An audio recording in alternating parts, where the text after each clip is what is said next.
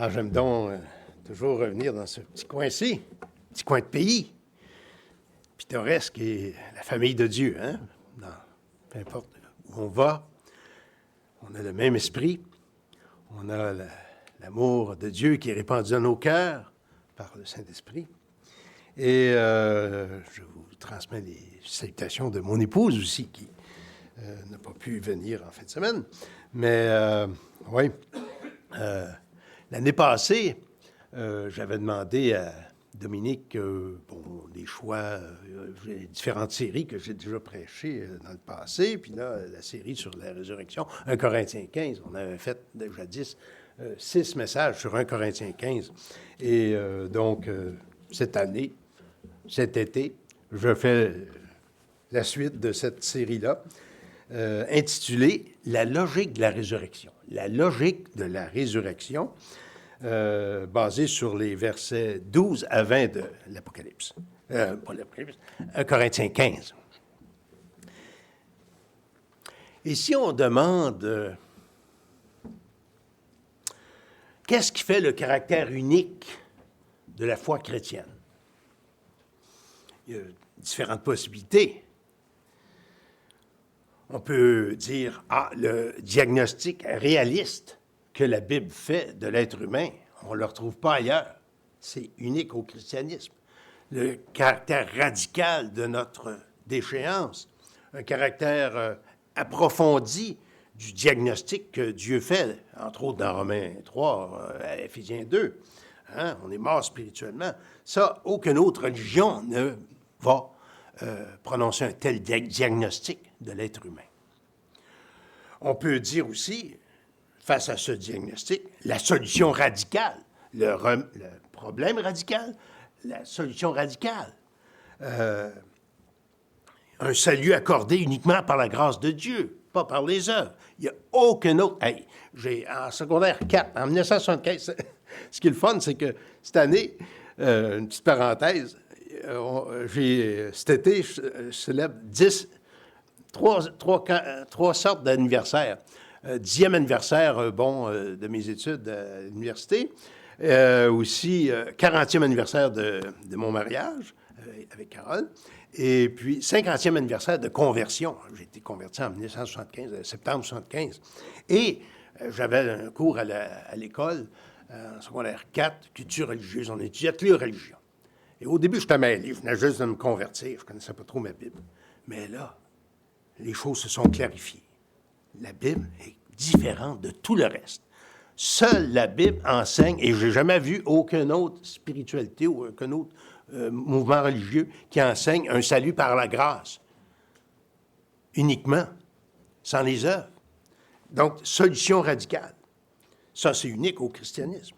On peut souligner aussi, ce qui est unique au christianisme, la doctrine de la Sainte et Glorieuse Trinité. Cette année, c'est le 17e centenaire de Nicée, hein, le concile de Nicée, où, face à Arius et face aux antitrinitaires, il y a eu le symbole de Nicée qui a été rédigé, le credo, hein, je crois en un seul Dieu, le Père Tout-Puissant, créateur du ciel et de la terre, et en son Fils unique, Jésus-Christ, né du Père avant tous les siècles, engendré, non pas créé, de même nature que le Père. Jésus n'est pas créé, n'est pas une créature, contrairement à ce que certains qui passent par les portes nous disent.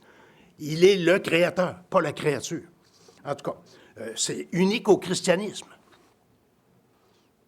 On peut souligner aussi l'expiation de nos péchés. Il n'y a aucune autre religion qui va mentionner que Dieu a fait, s'est occupé du péché au point de devenir notre substitut, celui qui prend notre place pour régler la question du péché. Il n'y a personne, aucune autre religion qui enseigne un salut si complet. On peut souligner aussi d'autres particularités, mais bon, ces caractéristiques-là sont spéciales. Mais quelque chose qu'on va souligner ce matin, c'est la résurrection de Jésus-Christ. Personne d'autre, aucun autre prophète, aucune autre religion a un leader comme ça qui est ressuscité d'entre les morts. Jésus-Christ est le seul à avoir ressuscité. C'est ça qu'on va regarder ce matin. et donc les versets 12 à 20. On va les lire si vous le voulez bien. 1 Corinthiens, chapitre 15, versets 12 à 20. Or, si l'on prêche que Christ est ressuscité des morts, comment quelques-uns parmi vous disent-ils qu'il n'y a point de résurrection des morts? S'il n'y a point de résurrection des morts, Christ non plus n'est pas ressuscité. Et si Christ n'est pas ressuscité, notre prédication est donc vaine, et votre foi aussi est vaine. Il se trouve même que nous sommes des faux témoins à l'égard de Dieu, puisque nous avons témoigné contre Dieu qu'il a ressuscité Christ, tandis qu'il ne l'aurait pas ressuscité, si les morts ne ressuscitent pas. Car si les morts ne ressuscitent point, Christ non plus n'est pas ressuscité. Et si Christ n'est pas ressuscité, votre foi est vaine. Vous êtes encore dans vos péchés. Et par conséquent aussi, ceux qui sont morts en Christ sont perdus. Si c'est dans cette vie seulement que nous espérons en Christ, nous sommes les plus malheureux de tous les hommes. Mais, hey, le mot « mais » est tellement glorieux. Quand on regarde dans les Épîtres, le mot « mais », hey, ça fait une transition entre un état de choses, souvent négatif, et la transition est positive. Hein? Mais, maintenant, Christ est ressuscité des morts. Il est les prémices de ceux qui sont morts. Prions, s'il vous plaît. Seigneur notre Dieu, nous trouvons devant toi ce matin. Nos cœurs sont devant toi. Par ton esprit, nous te prions de nous aider à comprendre ta parole. Aide-moi à bien la communiquer et qu'elle soit appliquée à nos cœurs. Par ton esprit, transformer nos vies, être plus désireux de faire ta volonté, être plus en amour avec toi. Nous t'aimons parce que tu nous as aimés le premier. Gloire à toi. Au nom de Jésus. Amen. Donc, on va voir trois choses ce matin. 1. Verset 12. Certains parmi les Corinthiens nient la réalité de la résurrection. Deuxième point, 5 raison pour laquelle c'est illogique de croire, illogique de nier la résurrection. Et troisième point, on affirme la résurrection. Verset 20. Donc, premier point, certains parmi les Corinthiens niaient la résurrection. Il dit, « Or, si l'on prêche que Christ est ressuscité des morts, comment quelques-uns parmi vous disent-ils, il n'y a point de résurrection d'entre les morts? » C'est pas la première fois qu'on parle dans la Bible de gens qui renient la résurrection. Il y en avait parmi les Juifs, puis il y en avait aussi parmi les non-Juifs. Parmi les Juifs, il y avait les Sadducéens. Qu'est-ce que ça mange en hiver, ça, un Sadducéen? Hein? Qu'est-ce que c'est qui, ça, les Sadducéens? Bien, dans le judaïsme, chez les Juifs, donc, dans la religion juive, il y avait 4 groupes ou sectes. Il y avait les pharisiens, qui étaient le parti très, comment je pourrais dire, de droite, ou le plus conservateur, était à cheval sur la lettre de la loi. Hein? Et puis, à tout bout de champ, il apostrophait Jésus. « Ouais, mais votre leader, là, il ne respecte pas le sabbat, puis, etc. » Bon, OK. Il y avait aussi les zélotes, des zélés, pour avoir un libérateur politique. Ils attendaient un messie politique qui les libérait du joug des Romains. Donc, l'aile militante du judaïsme. Il y avait aussi l'aile monastique du judaïsme, les Esséniens. Quand on a découvert dans les années 40 les manuscrits de la mer morte, pas les manuscrits de la marmotte, mais les manuscrits de la mer morte, hein, et on voit des manuscrits qui étaient vieux du temps de Jésus, sur l'Ancien Testament. Puis on disait tout le temps, souvent, il y en a qui disaient, « Oh, la Bible, ça a été traduit, puis ça a été changé, puis au fil des siècles. » Ouais, mais là, on pouvait comparer avec des manuscrits qui dataient de très longtemps, parce que les manuscrits qu'on avait, c'était du Moyen Âge. Et, wow, presque identiques. Hein, peut-être différences ici et là, quelques lettres, mais rien pour changer le sens. Hein. Les Esséniens, donc c'était dans la grotte de Qumran, où il y avait une communauté essénienne, des juifs, des monastiques juifs, des moines juifs, tout ça. Il y avait aussi les Sadducéens. Ah, ça, c'est à l'aile de gauche. L'aile libérale des Juifs. Ils étaient rationalistes. Puis, nous autres, on prend juste les 5 premiers livres de la loi. Les prophètes, on ne prend pas ça. Puis, les esprits, ça n'existe pas. On voit ça dans le livre des Actes. Ils ne croyaient pas aux esprits. Ils ne croyaient pas à la résurrection non plus. Et on voit dans Matthieu 22, ils sont en train d'apostropher Jésus, d'interroger Jésus, et une discussion sur la résurrection. Donc, Matthieu 22, versets 23 à 33. Le même jour, les Sadducéens, qui disent qu'il n'y a point de résurrection, vinrent auprès de Jésus et lui firent cette question. « Maître, Moïse a dit, si quelqu'un meurt sans enfant, son frère épousera sa veuve et suscitera une postérité à son frère. Or, il y avait parmi nous 7 frères. Le premier se maria et mourut, et comme il n'avait pas d'enfant, il laissa sa femme à son frère. Il en fut même du second, puis du troisième, jusqu'au 7e. Après eux tous, la femme mourut aussi. À la résurrection, duquel des 7 sera-t-elle donc la femme? Car tous l'ont eu. Hein, là, attendez la réponse de Jésus. Hey, on vient de le boucher, là. Jésus leur répondit, « Vous êtes dans l'erreur, parce que vous ne comprenez ni les Écritures, ni la puissance de Dieu. Car à la résurrection, les hommes ne prendront pas de femmes, point de femmes, ni les femmes de Marie, mais ils seront comme les anges de Dieu dans le ciel. Pour ce qui est de la résurrection des morts, n'avez-vous pas lu ce que Dieu vous a dit? » Et là, il cite un livre qu'eux reconnaissaient inspiré, il cite l'Exode, parce qu'ils reconnaissaient juste les 5 premiers livres de la loi. N'avez-vous pas lu ce que Dieu a dit dans Exode 3? Exode 3? Oui, quand Dieu a apparu à Abraham dans le désert. « Je suis le Dieu d'Abraham, le Dieu d'Isaac, le Dieu de Jacob. Dieu n'est pas le Dieu des morts, mais des vivants. » La foule qui écoutait fut frappée de l'enseignement de Jésus. Donc, Jésus a répondu aux Sadducéens en utilisant les livres qu'eux reconnaissaient inspirés. Il n'a pas cité un prophète, là, parce que ça n'aura pas eu d'effet sur eux. Donc, Jésus a... Oh.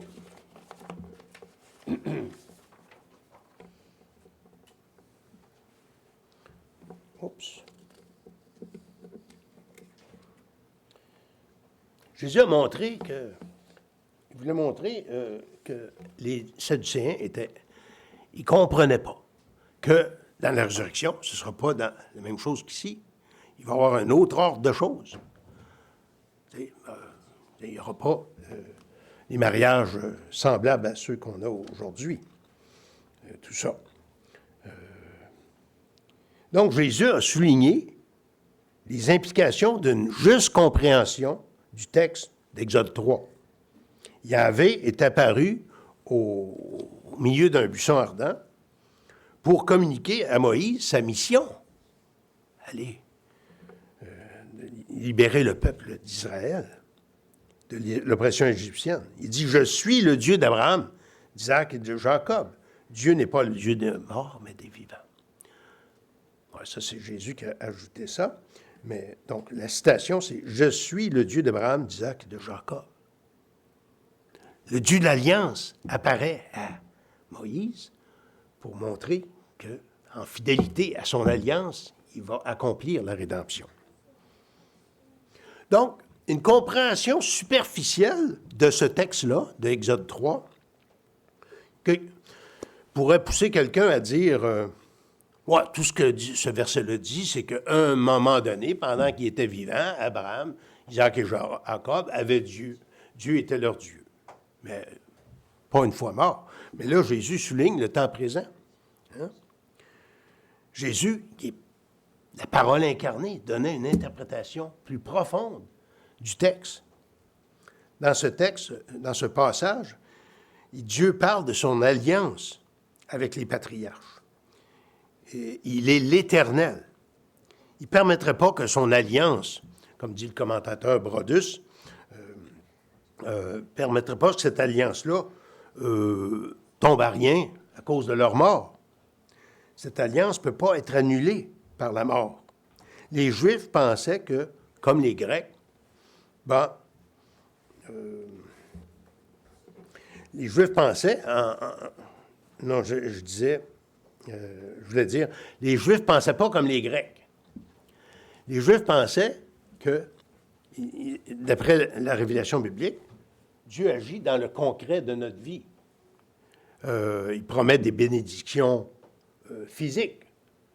Je te bénirai, on voit ça dans Deutéronome 28, les bénédictions, les malédictions, puis c'est très concret, dans la vie concrète des gens. Et ça inclut l'idée de la résurrection. Dieu, quand il accorde le salut, c'est aussi dans notre corps. Et Abraham, il est dit dans l'Épître aux Hébreux, chapitre 11, qu'Abraham croyait à la résurrection. Hébreux 11, 17, 19. C'est par la foi qu'Abraham offrit Isaac lorsqu'il fut mis à l'épreuve et qu'il offrit son fils unique, lui qui avait reçu les promesses et à qui il avait été dit en Isaac, tu auras une postérité appelée de ton nom. Il pensait que Dieu est puissant, même pour ressusciter les morts. Aussi, il retrouva son fils, qui est une préfiguration de la résurrection éventuelle de Jésus.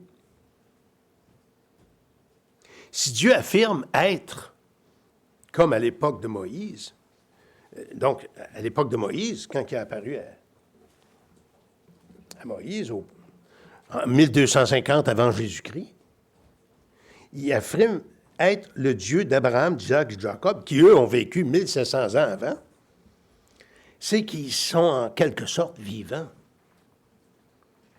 Pas physiquement, mais ils sont en attente de la résurrection physique. Même si les patriarches n'étaient pas ressuscités physiquement à l'époque de Moïse, et non plus à l'époque de Jésus, parce que Jésus est le premier né d'entre les morts, le premier à ressusciter physiquement, de manière définitive. Ils étaient vivants, Abraham, Isaac et Jacob, vivants en quelque sorte, sur le plan d'une attente de la résurrection. Et ça atteste la vérité de la résurrection d'entre les morts. Jésus a expliqué que Dieu n'était pas le Dieu des morts, mais des vivants, puisque les Sadducéens ne croyaient qu'au Pentateuque. Donc, il les renvoie à ce verset-là, à ce passage-là. Donc, il y a certains Juifs qui ne croyaient pas à la résurrection. Il y a aussi des non-Juifs, des Grecs, qui ne croyaient pas à la résurrection. Et ça, on peut voir ça particulièrement, entre autres, dans Acte 17, Acte du chapitre 17, le discours de Paul, à Athènes, à l'aréopage. Il parle de manière très respectueuse, dit « Oh, vous êtes très religieux. J'ai même vu un autel à un Dieu inconnu. C'est ce Dieu-là que je viens vous annoncer. » Acte 17, versets 18 à 31.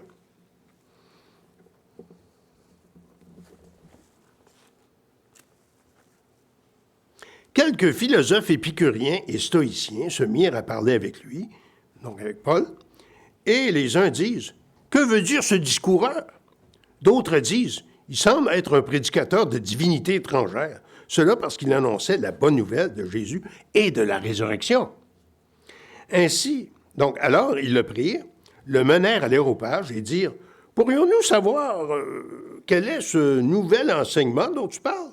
Car tu portes à nos oreilles des choses étranges. Nous voudrions donc savoir ce que cela veut dire.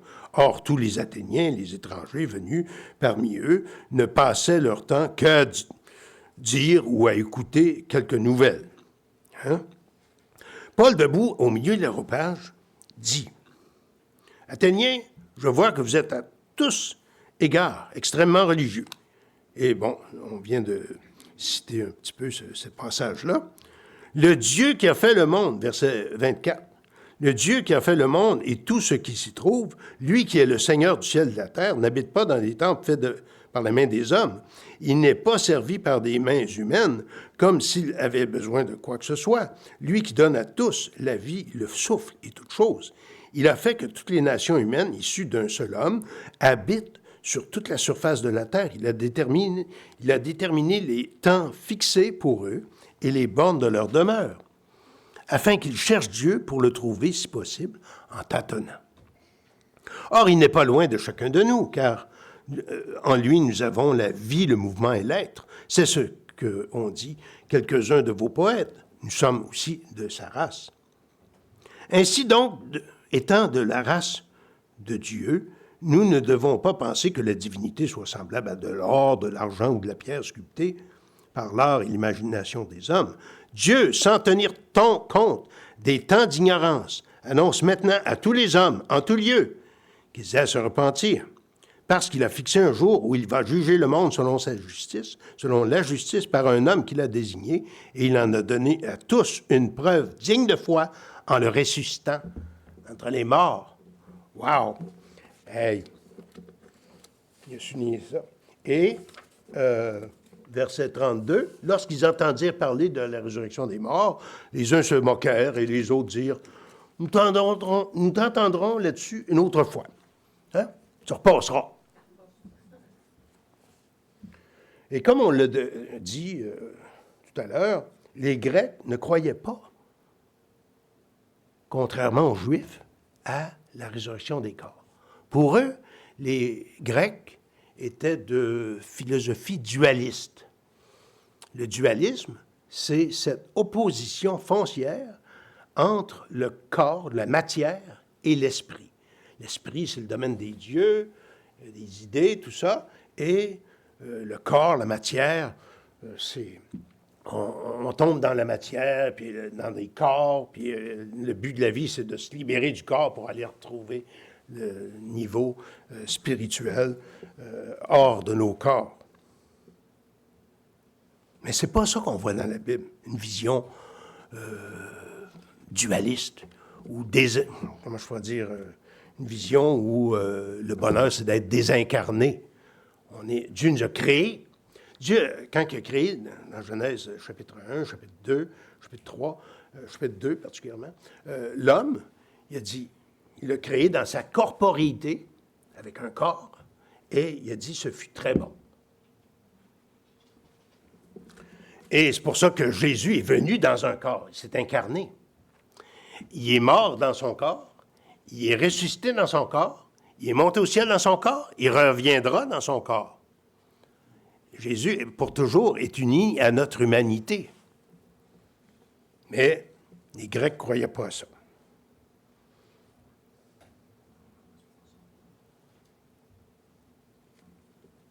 Mais quelque chose qui est pathétique, on vient de dire que certains Juifs ne croyaient pas à la résurrection. Certains païens ou Grecs non-juifs ne croyaient pas à la résurrection. Mais là, certains Corinthiens ne croyaient pas à la résurrection. 1 Corinthiens 15, 12. Hein, c'est le verset qu'on analyse maintenant. Or, si l'on prêche que Christ est ressuscité des morts, comment quelques-uns parmi vous disent-ils qu'il n'y a point de résurrection d'entre les morts? Donc, c'est la raison pour laquelle Paul prend l'artillerie lourde, prend 58 versets pour parler de ce sujet-là, pour marteler le clou. Quand on martèle un clou, quand les gens travaillent sur un toit ou quoi que ce soit, c'est pas juste avec un... Il y en a qui sont super habiles. Ils peuvent prendre un clou, puis paf! Ah, il est déjà rentré. Ben, on ne connaît pas. Ça prend plusieurs fois. Surtout pour moi, là. Ça prend plusieurs fois. Si possible, pas sur mon pouce. Hein? Mais pour faire rentrer une idée, ça prend la répétition. Hein? On le sait en tant que parent. Bon. Et Paul, ça lui prend 58 versets pour vraiment faire marteler l'idée, là. Donc, une minorité parmi les Corinthiens étaient chrétiens. L'apôtre le dit au début de l'Épître. Hein? C'était des véritables chrétiens.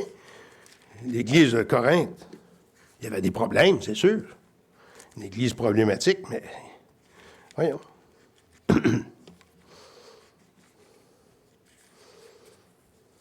La Bible de la foi réformée, c'est des petites pages, hein? C'est dur à arriver sur la bonne page.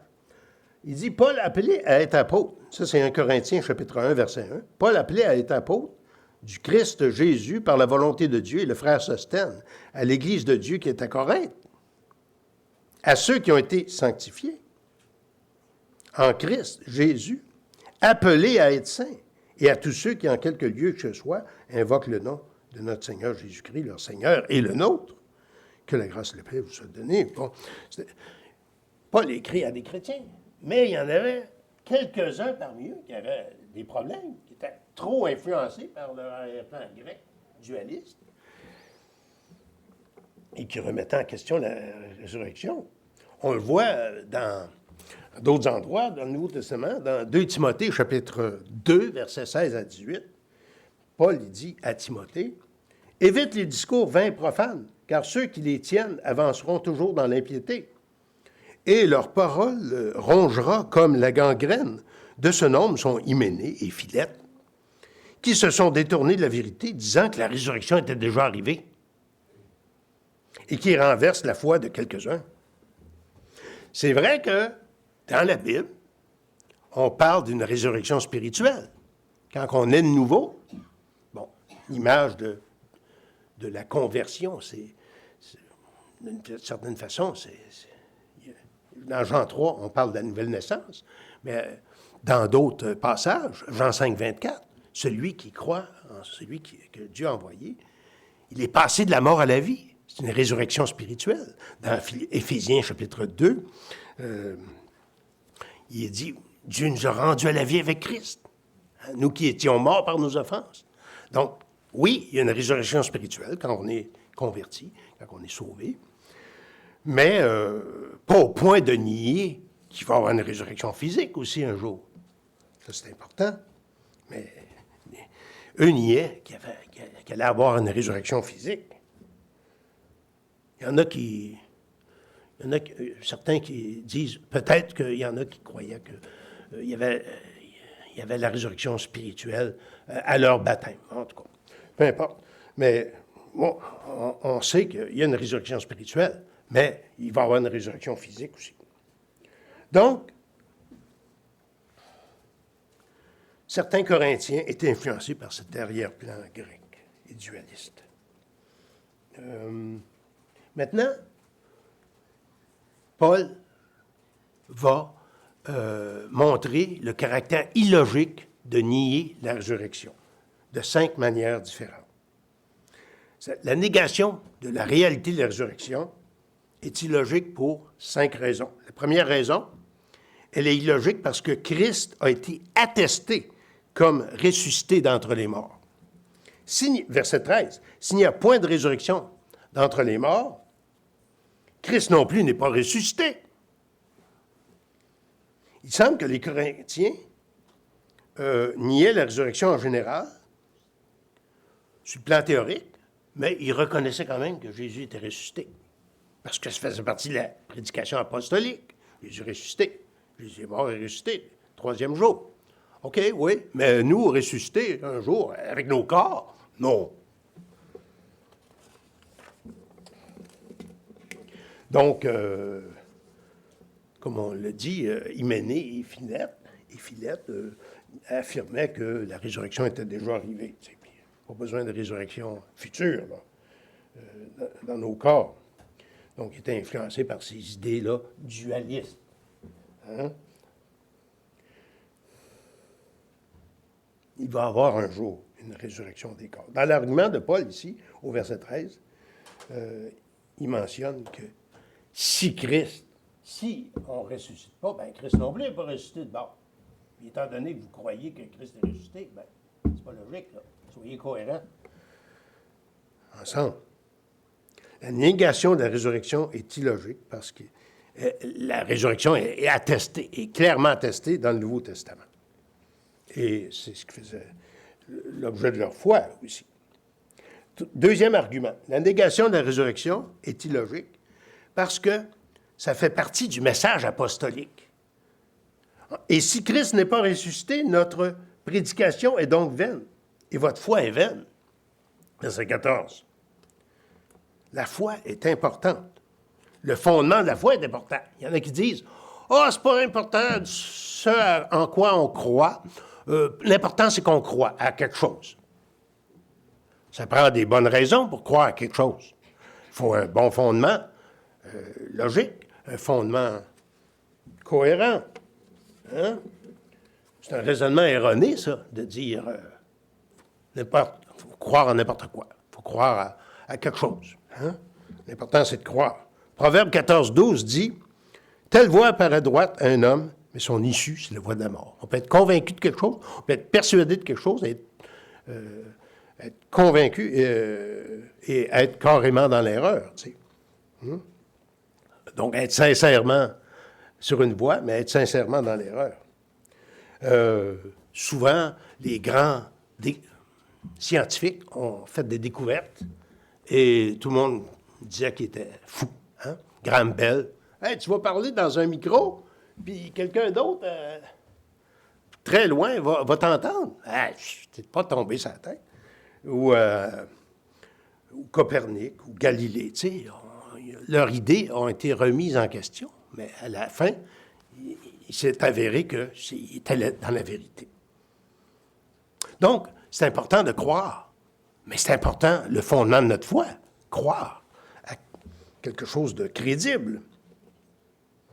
Et la semaine passée, je me suis amusé, je me suis, comment je pourrais dire, payé la traite en regardant dans YouTube une petite conférence de professeur Amar Jabala.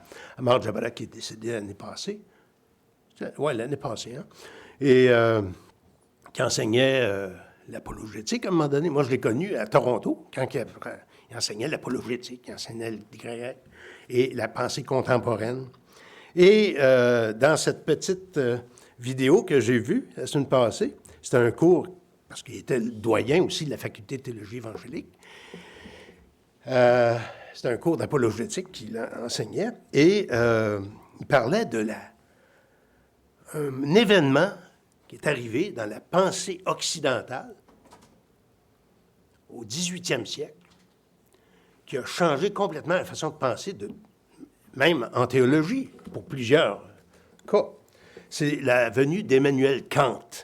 Emmanuel Kant, qui a vécu de 1724 à 1804. Bon.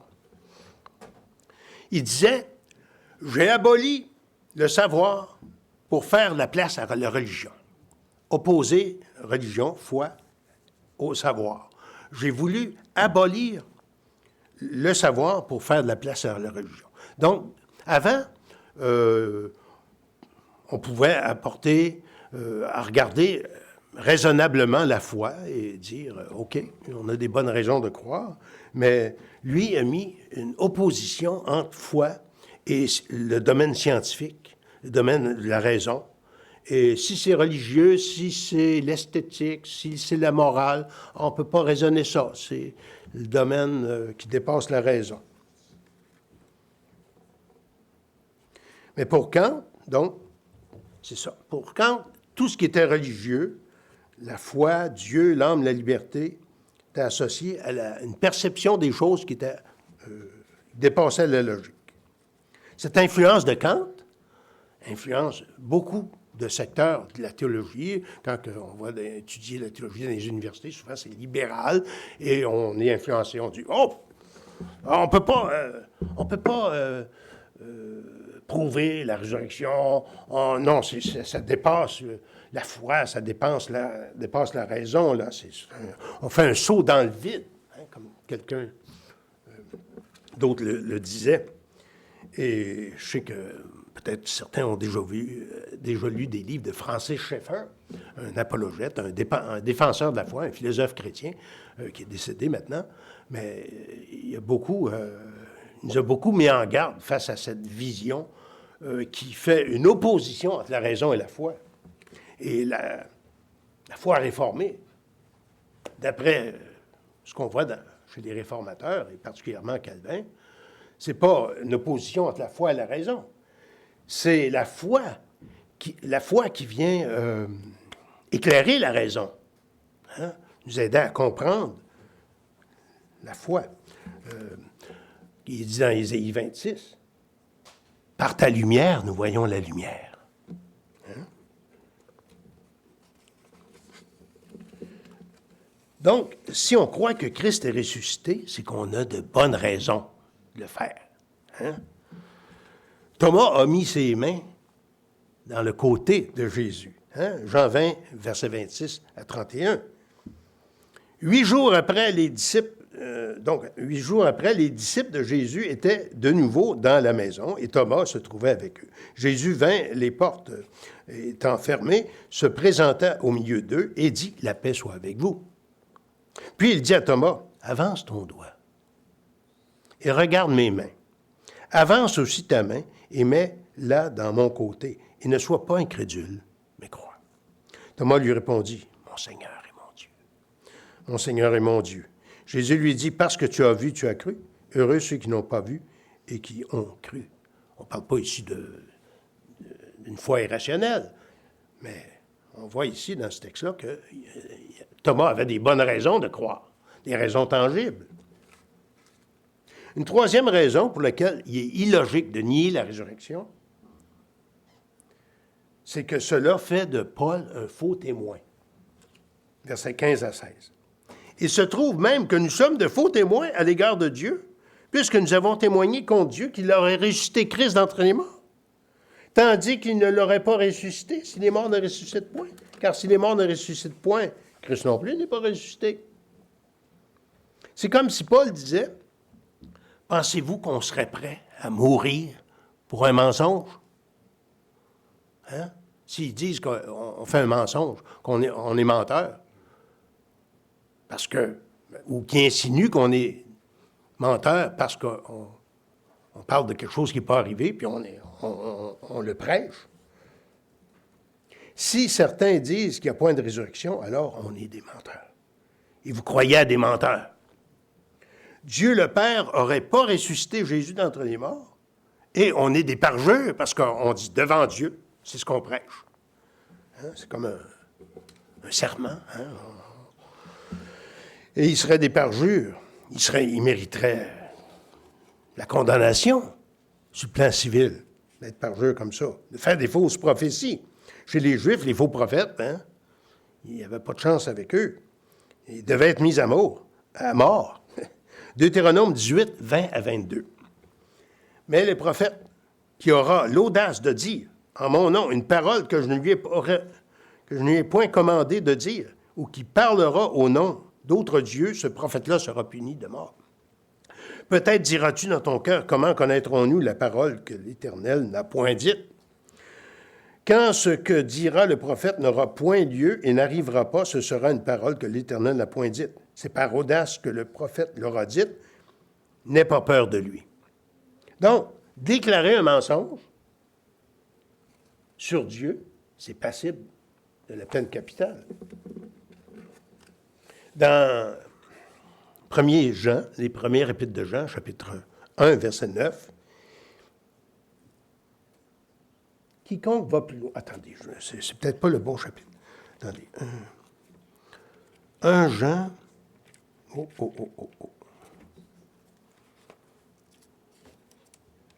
1,9?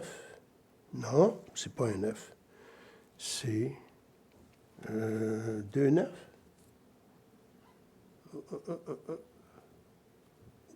Non, ou 3,9. Petite erreur de typographie. Excusez-moi. Quiconque va plus loin et ne va pas dans la doctrine du Christ n'a point Dieu. Ah, c'est la deuxième épître de Jean, excusez. C'est dans 2 Jean, verset 9. Quiconque va plus loin et ne demeure pas dans la doctrine de Christ n'a point Dieu. Celui qui demeure dans cette doctrine a le Père et le Fils. Si quelqu'un vient à vous et n'apporte pas cette doctrine, ne le recevez pas dans votre maison et ne lui dites pas salut, car celui qui lui dit salut participe à ses mauvaises œuvres. Donc, si on ne prêche pas fidèlement la doctrine de Christ, son incarnation, sa rédemption, sa crucifixion, sa résurrection, c'est des éléments qui sont imbriqués, c'est une chaîne indissoluble. Alors, on est des faux prophètes, des faux docteurs. C'est comme si on se moquait de Dieu. On dit quelque chose que Dieu n'a pas fait. Christ est ressuscité. Quatrième raison pour laquelle la négation de la résurrection est illogique, c'est que ça détruit le message du salut. Versets 17 et 18. « Et si Christ n'est pas ressuscité, votre foi est vaine. Vous êtes encore dans vos péchés. Et par conséquent, aussi ceux qui sont morts en Christ sont perdus. » Comme on le dit tout à l'heure, il ne suffit pas de croire simplement à n'importe quoi. Il faut que la foi ait un contenu. Il y avait un John Stott aussi qui avait écrit un livre, un petit livre, peut-être vous l'avez dans votre bibliothèque, Plaidoyer pour une foi intelligente. Hein? Ce pas deux mots qui s'opposent, une foi intelligente. Une foi qui a des bases solides. Si Christ n'est pas ressuscité, notre espérance est vaine. Notre assurance du pardon est vaine, parce que la résurrection de Christ atteste que le sacrifice pour nos péchés a été agréé du Père. Sa résurrection indique que l'œuvre de la croix a été accomplie.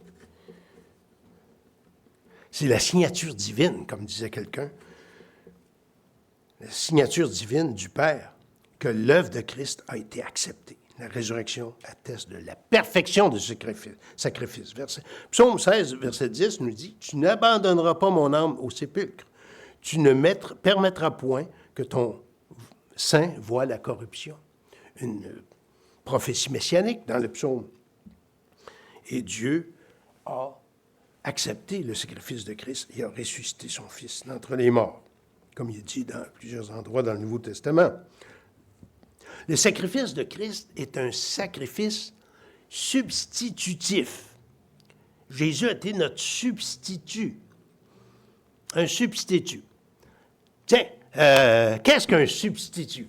Pouvez-vous, ou en cuisine, quelqu'un veut lever la main et dire, c'est quoi un substitut de café?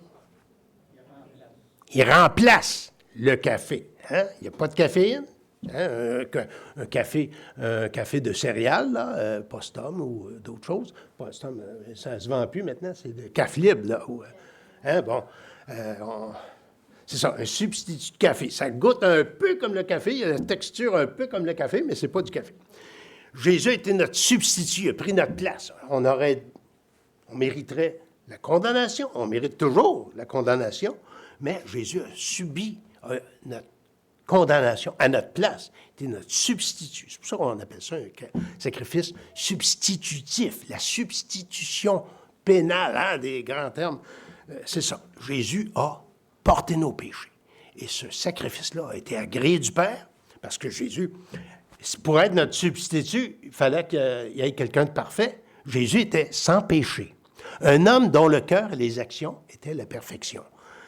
Parce que s'il avait ses propres péchés, il serait mort pour ses propres péchés. Il n'aurait pas pu porter les péchés d'autres personnes. Donc, étant sans péché, sa mort était pour les péchés de d'autres personnes. 2 Corinthiens 5, 21, « Celui qui n'a pas connu le péché, il l'a fait devenir péché pour nous. » Donc, de manière substitutive, légale, parce que Jésus n'a jamais péché.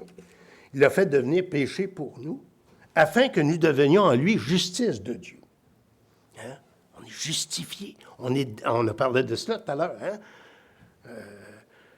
Justifié, déclaré juste.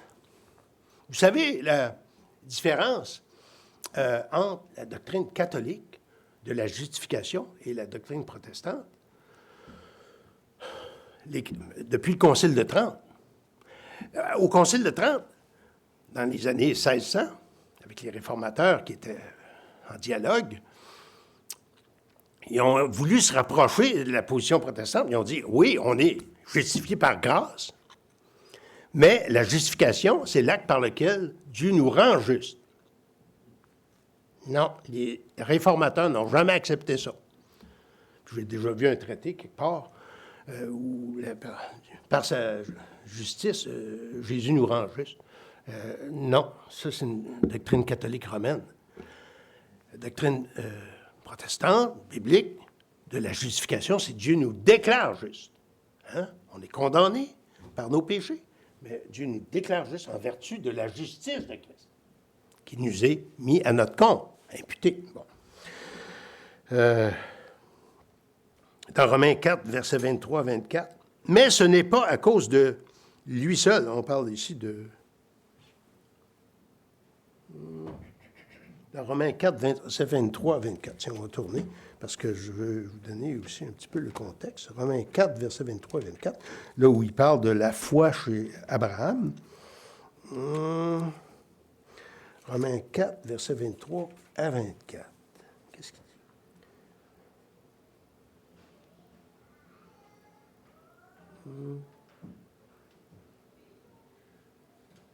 Ah oui, donc il parle d'Abraham. Il dit, ce n'est pas à cause de cela, de lui seul, qui est écrit, cela lui fut compté.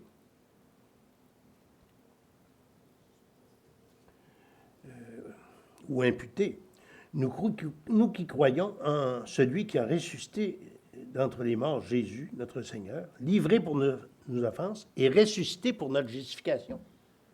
Sa mort nous justifie, mais sa résurrection vient officialiser cela. Hein? Il nous procure la justification par sa résurrection, comme attestation de sa crucifixion, acceptée du Père. Que ce soit nous ou les autres chrétiens qui sont déjà morts, Paul, il dit, si on ne croit pas à la résurrection, ceux qui sont morts sont perdus. Hein? Donc, verset 18, ben oui, si Jésus n'a pas réussi dans son œuvre de rédemption, ben on est mort. On est mort. On est mort, on est perdu spirituellement. Comme si Paul disait, si les morts ne ressuscitent pas, tous ceux qui sont morts en Christ se sont fait avoir. Comme disait Géré Boulet, ils se sont fait monter un grand bateau. Hein? OK, une cinquième et dernière raison pour laquelle de nier la résurrection est illogique, c'est que ça détruit tout espoir de bonheur. Outre-tombe, versets 19 à 20. Si c'est dans cette vie seulement que nous espérons en Christ, nous sommes les plus malheureux de tous les hommes. Pourquoi est-ce qu'on est malheureux si on croit à la résurrection, puis qu'il n'y a pas de résurrection? Pourquoi est-ce qu'on est malheureux? Parce que la vie chrétienne exige un certain renoncement à soi et au plaisir du monde. S'il n'y a pas de résurrection, bien, à quoi bon souffrir? Comme il est dit dans le prophète Ésaïe, verset 22, verset 13, chapitre 22, verset 13. Et au verset 32 du même chapitre d'1 Corinthiens 15, « Si les morts ne ressuscitent pas, mangeons et buvons, car demain nous mourrons. Hein? » Et Calvin, en analysant ces textes-là, a ajouté d'autres raisons aussi pourquoi on est si malheureux si Christ n'est pas ressuscité. Parce que si Dieu châtie les humains, oui, tous les humains ont des épreuves. Hein? Il y a des épreuves qui nous sont communes aux chrétiens ou aux non-chrétiens. Mais il permet certaines épreuves à ses enfants, particulièrement, comme il est dit dans Hébreux 12, verset 6. Il châtie celui qui l'aime. Il veut nous éduquer. C'est un sens pédagogique aux épreuves pour le croyant. Il est dit aussi dans la première épître de Pierre, le jugement commence par la maison de Dieu. Dieu veut juger son Église, particulièrement pour qu'elle soit pure. Hein, de plus en plus, hein, Dieu nous sanctifie. Et avec les persécutions, tu sais, à cause qu'on prêche la bonne nouvelle, il y a de la persécution. Ben, pourquoi vivre ces épreuves-là s'il n'y a pas de résurrection? Et au premier siècle, une raison additionnelle aussi, pour les chrétiens du premier siècle, c'est quand les gens ont commencé à se faire appeler chrétiens. Ils ne voulaient pas... s'il n'y avait pas de résurrection, on ne voudrait pas se faire appeler chrétien, puis se persécuter en plus, subir les persécutions, s'il n'y a pas de résurrection. Donc, voilà les 5 raisons pourquoi c'est illogique de croire qu'il n'y a pas de résurrection. Christ a été attesté comme ressuscité d'entre les morts.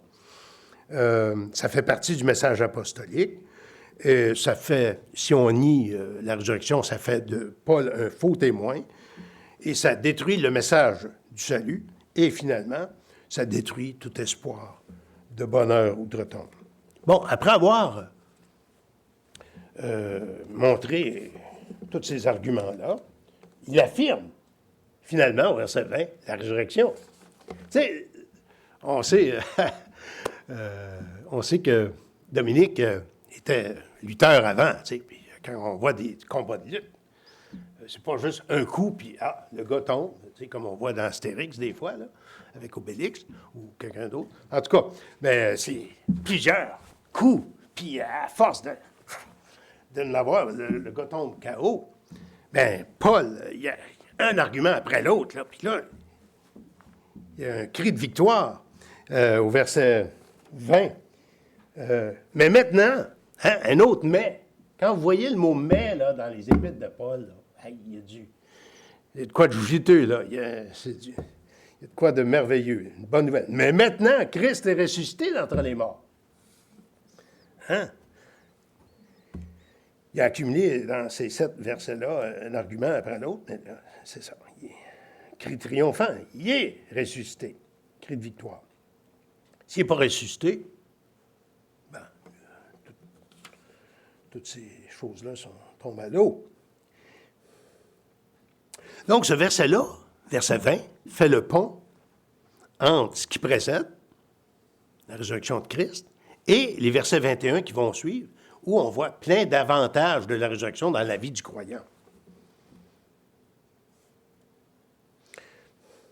Et il dit, au verset 20, à la fin, il est le prémisse de ceux qui sont morts. Jésus est le prémisse de ceux qui sont morts. Que veut dire prémisse? Première récolte, premier fruit de la récolte pour les Juifs. Dans Lévitique 23, versets 9 à 11, l'Éternel parla à Moïse et dit, « Parle aux enfants d'Israël et tu leur diras, quand vous serez entrés dans le pays que je vous donne et que vous y ferez la moisson, vous apporterez au sacrificateur une gerbe, prémisse de votre moisson. Il agitera de côté et d'autre la gerbe devant l'Éternel, afin qu'elle soit agréée. Le sacrificateur l'agitera de côté et d'autre le lendemain du sabbat. » Et 50 jours plus tard, ben là, on apportait des pains faits, donc c'était à partir de plus d'éléments de la récolte, là, des graines de céréales de cette récolte. Et ça laissait présager la récolte finale, la récolte future. Et Jésus est le prémisse. Il est le premier-né de la récolte de ceux qui vont ressusciter un jour. Il est le premier à ressusciter. Il est dit dans Colossiens, entre autres, et dans l'Apocalypse. Il est le premier-né d'entre les morts. Premier-né d'entre les morts. Pourtant, il y a eu des résurrections dans l'Ancien Testament. Le fils de la veuve de Sarepta, la Sunamite. Et dans le Nouveau Testament, Jésus a fait des résurrections. La fille de Jairus. Le jeune homme de Naïn, je crois. Et Lazare est ressuscité. Donc, pourquoi Jésus est décrit comme le premier-né d'entre les morts? Bien, tous ces gens-là qui sont ressuscités, c'était temporaire. Ils sont morts après. Jésus est le premier à ressusciter de manière définitive, permanente, dans son corps. Donc, il est le premier à ouvrir la porte du ciel pour nous. Donc, les chrétiens qui meurent, ben, leur âme va dans la présence du Seigneur, et un jour, ça va être la résurrection physique. Les âmes vont revenir dans les cœurs, dans les corps, pour la résurrection finale. Donc, résumé, en conclusion, on vient d'examiner cette deuxième section de Corinthiens 15, versets 12 à 20. Hein? Certains niaient la résurrection. On montre en quoi c'est illogique de nier la résurrection. Et il affirme finalement cette résurrection avec Christ comme premier-né, comme prémisse de cette glorieuse espérance, glorieuse résurrection. On voit dans 1 Thessaloniciens, chapitre 4, verset 15-18, beau passage.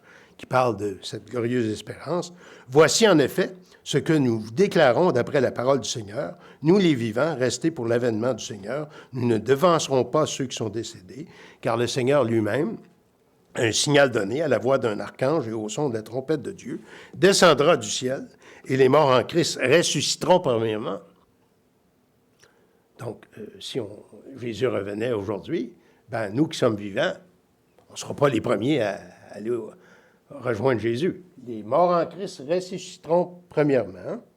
Ensuite, verset 17, nous les vivants qui serons restés, nous serons tous ensemble enlevés avec eux sur les nuées à la rencontre du Seigneur dans les airs. Et nous serons pour toujours avec le Seigneur. Consolez-vous donc les uns les autres par ces paroles. Prions.